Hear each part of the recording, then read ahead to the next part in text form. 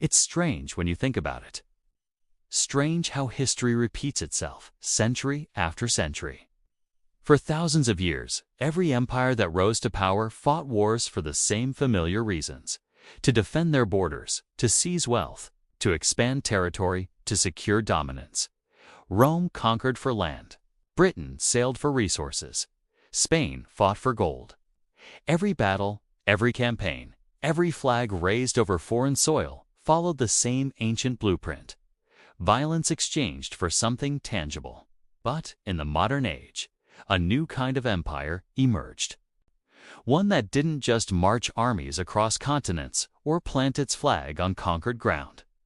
One that discovered something far more profitable than land, far more powerful than gold, far more permanent than territory. An empire that learned how to turn war itself, the act of destruction, into an industry, into a system, into a business model. Not a temporary wartime economy, but a self-sustaining machine. A machine that doesn't collapse when peace arrives, but instead requires conflict to survive. An empire that realized war didn't need to be a tragedy. It could be a product, a market, a cycle, and once you see how that transformation happened, you can't unsee it. When 1945 finally came, the world did not celebrate victory yet, exhaled in exhaustion. Across the planet, the scars of war stretched farther than the eye could see. Berlin was not simply damaged, was shattered. Blocks of collapsed concrete. Skeletons of buildings standing like tombstones. Tokyo lay burned to its foundations, entire districts flattened by firestorms. London, the beating heart of an empire, stood broken. City after city, nation after nation. Everywhere the war touched, it left behind dust, hunger, and ruin. But there was one place, one powerful nation that did not lie in ruins at all. A country untouched by the devastation that consumed continents. A country whose factories never stopped running, whose cities never faced invasion, whose economy did not collapse but exploded upward. The United States of America. While the world burned, American industry surged. While other nations rebuilt, America expanded. Its assembly lines didn't slow, they accelerated. Planes, tanks, ships, and weapons poured out of factories at a scale humanity had never seen. America's wartime production wasn't just intact, it was booming, roaring, feeding an industrial engine so massive, so profitable, that it dwarfed every other nation on Earth. And when the guns finally fell silent, the world saw ruins, but America saw opportunity. A chance to transform its wartime machine into something bigger, something permanent. And here was the turning point. Instead of shutting those factories down, the U.S. found a way to keep them alive. Because peace was bad for business. In 1947, a new conflict began, one that could last forever. The Cold War, an enemy without borders. An ideological struggle for the future of the planet. It was the perfect condition for a system that thrives on fear. President Dwight Eisenhower saw it forming long before the rest of the nation did. He had led armies across continents, commanded the largest military force the world had ever assembled, and watched firsthand what an industrialized war machine could do. He understood its power, and he feared its momentum. Behind the scenes, he watched something take shape. Not a conspiracy, but a structure. A triangle of power, each corner reinforcing the other. The government, the military, and private industry. Three institutions, once separate, now woven together by contracts, funding, and fear. Factories that needed continuous production. Generals who needed continuous missions. Politicians who needed continuous support. Eisenhower saw that this triangle wasn't temporary. It was permanent, self-sustaining, hungry. A machine built during World War II, but unwilling to shut down when peace returned. And in the final hours of his presidency, in his farewell address on January 17, 1961, he decided to break decades of silence. He stepped up to the microphone, knowing the nation had no idea what was rising behind the curtain. He warned the people with a phrase that would echo across generations. The military-industrial complex. Not just a coalition of power, but a warning about a new kind of empire growing inside the Republic. An economic engine powered not by peace, but by conflict.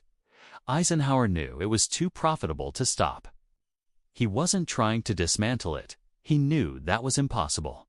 He just wanted the nation to see it before it consumed everything in its path. Today, that machine is larger than he could have ever imagined.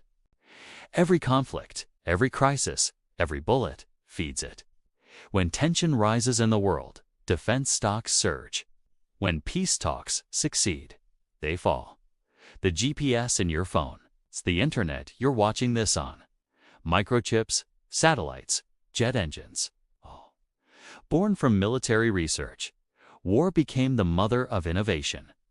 Because fear gets funded. When the Soviet Union collapsed in 1991, the world breathed a sigh of relief. But inside the United States, something else happened. The machine. The vast network built over 40 years of Cold War tension suddenly faced a crisis. For the first time in half a century, America had no great enemy. No superpower to rally against. No ideological threat to justify trillion-dollar budgets. Peace was bad for business. Budgets fell. Factories slowed. For a moment, a brief, fragile moment, it looked like the cycle might finally break. But then, history changed in a single morning. September 11, 2001. In the ashes of the Twin Towers, a new enemy was born.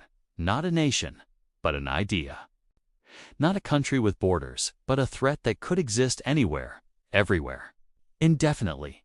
Terrorism. Invisible, global, endless. And overnight, the war machine roared back to life. Budgets surged. Contracts exploded. The war on terror became the perfect engine. Borderless, timeless, limitless. The war in Afghanistan and Iraq cost over $8 trillion. Private contractors often outnumbered soldiers. War became a subscription service. Every bomb dropped generated invoices. But the machine's power isn't just military. It's economic. When the gold standard ended in 1971, the US dollar needed a new foundation. It found one in oil. The petrodollar system was born, a marriage of money and military might, where global oil sales are priced in dollars, creating constant demand for American currency. Leaders who threatened this system, from Iran's Mossadegh to Saddam Hussein to Gaddafi, all faced disastrous consequences. Coincidence? Or a consistent pattern of protecting the dollar's dominance? This creates a strange economic loop. When demand weakens, America boosts military spending. It's called military Keynesianism.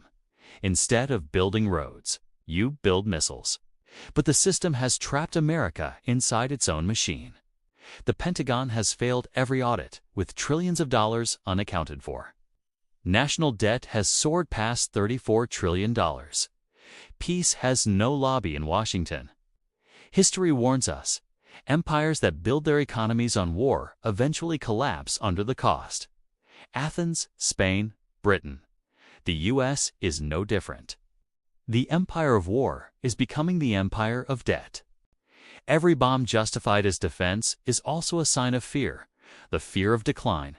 And one day, the machine will stop. Not because someone defeated it, not because an enemy rose stronger, but because every empire built on endless motion eventually runs out of momentum. Not with a bang on the battlefield, but with exhaustion, the slow, grinding collapse of a system stretched beyond its limits, when the budgets can no longer rise. When the cost lives in dollars, incredibility becomes too heavy to carry. And in that moment, the world will face a choice. To remember what America once stood for, before the endless conflicts. Before the factories of war became the engines of the economy. Remember the ideals written on paper in 1776, not for conquest, but for freedom. America was never meant to be an empire of war. Its greatest strength was never the size of its arsenal, but the size of its ideals. And if the machine stops, If the cycle breaks, then there is a chance that the country which built the most powerful war engine in history can also rebuild something far greater: the promise of peace. A world not driven by fear. A future not dictated by conflict. A nation defined not by the wars it fought, but by the peace it finally chose.